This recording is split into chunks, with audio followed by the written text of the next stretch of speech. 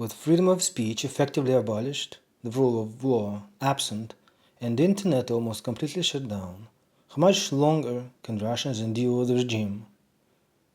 In fact, this tremendous ability to endure hasn't come out of nowhere. Russia has never known democracy, and well-established Western values have never been part of Russian culture. In a place where human life has always been disregarded, and ordinary people were merely a means to an end for the government, fundamental Western values could never take root and become recognized. This cultural legacy leads us to where we are today.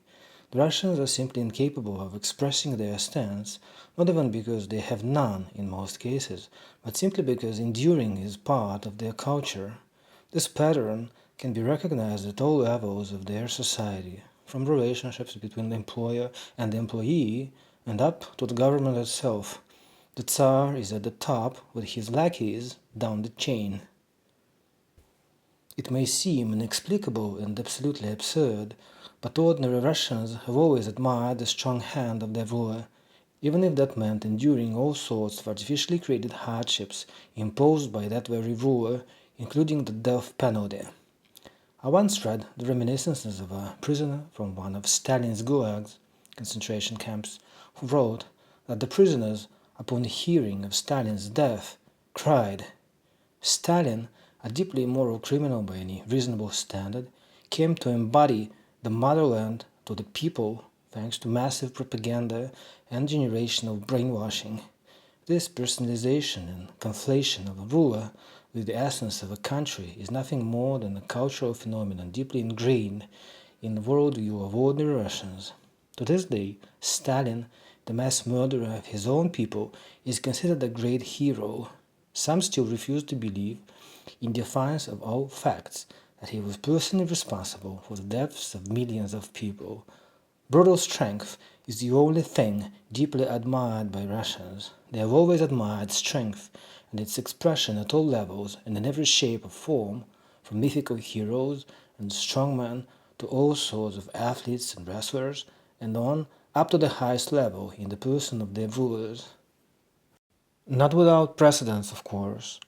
At certain points in history, when life became too harsh and unbearable, typically after lost wars or similar upheavals, a huge transformation took place, sometimes by getting rid of a once admired ruler who turned out to have no clothes and to be nothing but a weakling. But as long as the ruler seemed capable and life didn't become absolutely unbearable, the Russians would endure no matter what. This is part of their culture, of their identity. This is what we can observe today. How long will they endure? Until they begin to starve. In this sense, their dictator still has some room for maneuver, but he simply can't back down because in that case he will be seen by the people as a despicable weakling, something he has to avoid at all costs. He is well aware of the past and of the mindset of his people. This is why Putin can't stop. He has to advance by all means necessary. The number of casualties means nothing to him, and, in truth, to the people as well. They barely identify with one another. If their dictator can't make any further progress, buying time and dragging the conflict on is his only option. In this sense, he himself is no longer in control and has no idea what the future will bring.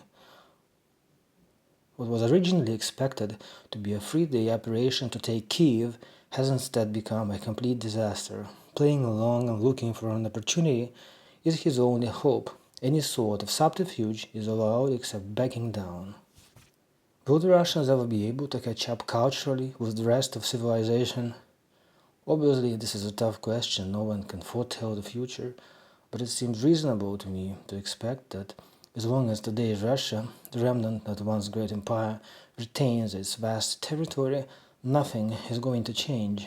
In my view, for people to undergo a profound shift in the way they identify with and see their country, and to come to terms with the wrongdoings of the past, a fundamental change is required. It seems very unlikely to me that Russia, on the path to such a change, if it ever sets foot on it, will not shed at least a minor part of its vast territory. If Russia gives up its imperial ambitions, it will inevitably lose some of its constituent republics, a nightmare to the average Russian, although most Russians never even get to see all the vastness of their country due to poverty. Not to mention that they have an extremely obscure idea of the rest of their country's republics.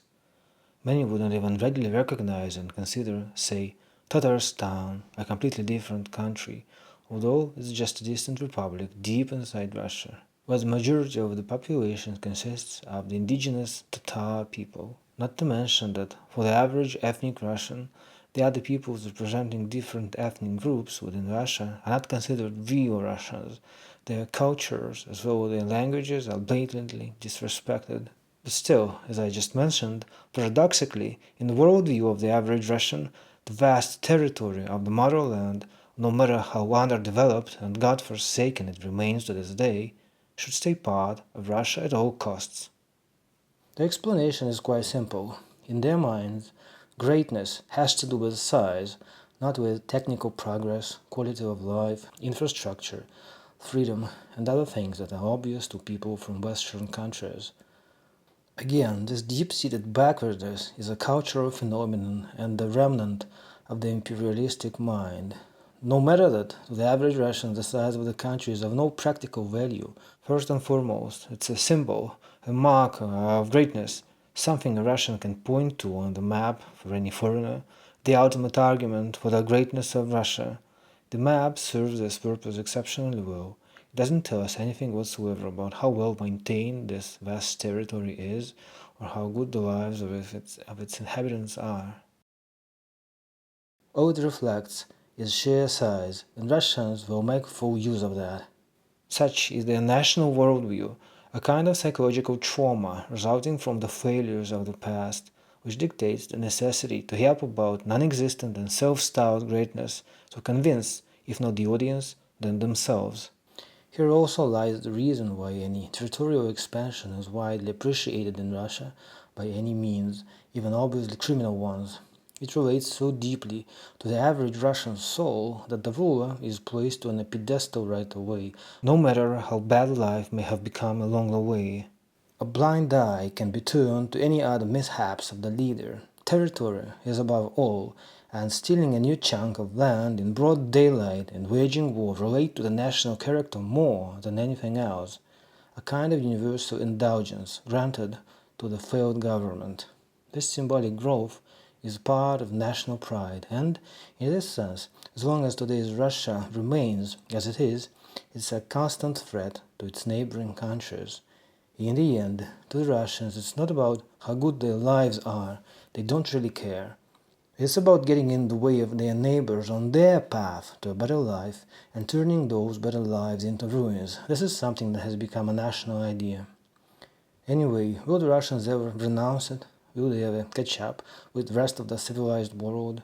In my view, not before a few generations have passed, and not before the makeup of the country undergoes a profound change, a reflection of a shift in the worldview.